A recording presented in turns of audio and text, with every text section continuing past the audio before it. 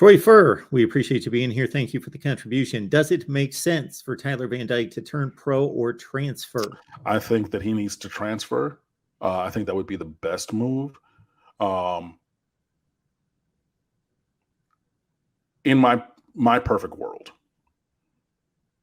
This has changed a little bit because the numbers have changed because Jaden Rashada is no longer committed to Miami. But in my created mental universe that I was talking about with a couple of my Miami fan friends and a couple other journalists and things like that, bloggers, because I'm not a full-time journalist, I'm a blogger, but whatever.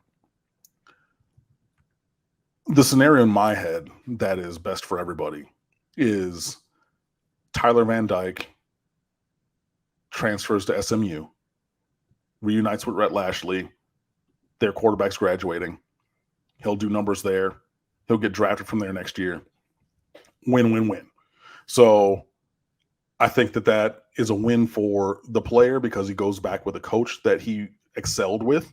And he's clearly a starter at the Power 5 level and a darn good one. You put him at the G5 level, he's going to do video game numbers and he's going to get his draft stock up. That's going to continue to help Rhett Lashley because they're going to put up numbers on offense and just, everything keeps rolling. Boom, done. So that helps them. I think that helps Miami because the kind of offense that we want to run is not necessarily the one that best suits Tyler Van Dyke.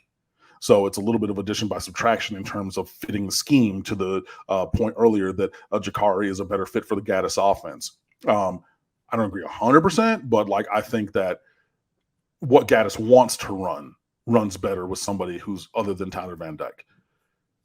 You follow that up with, at the time, my idea was Jake Garcia versus Jakari Brown versus Jaden Rashada versus Emory Williams. Whoever wins that battle wins.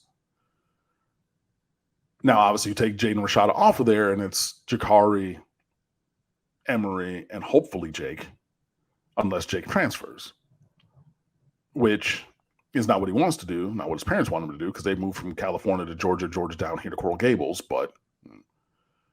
And then you just kind of go from there. I still think Tyler going somewhere else. And again, I think the SMU is just a perfect fit because he gets to reunite with Lashley, go make literally and figuratively go make that money. Is a great move for him and sets him again in a place where he's going to be seen. And if you're good, the NFL will find you anywhere.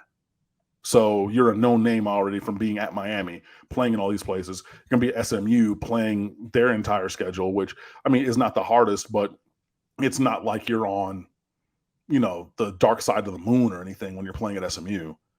And then Miami grows the offense in a different way. If you get that happening where Tyler does leave, then I think you probably need somebody at the position in the transfer portal just to cover you if Jake Garcia decides that he wants to leave. Also, I made the allusion, I think last week, just need a Jake Heaps, just an older guy, in the room, the adult. Maybe he's been in college 3, 4, 5 years. Jake Heaps was 25 when he came over because he'd done a Mormon mission, after having been the number 1 overall quarterback recruit, 7 years before he got here or whatever. That's fine. But yeah, you're going to need somebody. But so that's what my headcanon created has been, right? That specific movement and everything. In specific, so not my created story in my head, but just looking at it, Tyler Van Dyke needs to stay in college another year, and I'm not sure that Miami is the best place for him to be successful.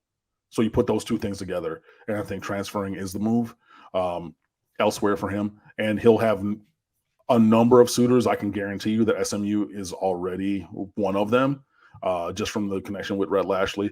It'll be interesting to see who else maybe tries to get involved with Tyler Van Dyke moving forward. I just don't think that he's ready for the NFL.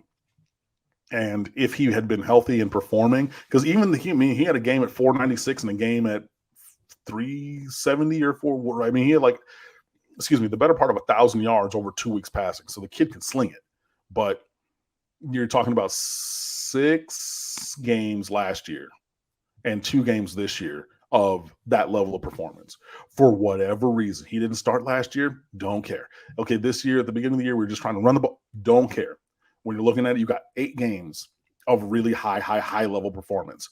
The NFL has been burned on guys like that before, and I don't think that he would get the draft result that he would be looking for. So I think that another mango season, another year starting completely for somebody's team is great. I just think that it would probably be best for all parties if that somebody's team was a team other than the Miami Hurricanes.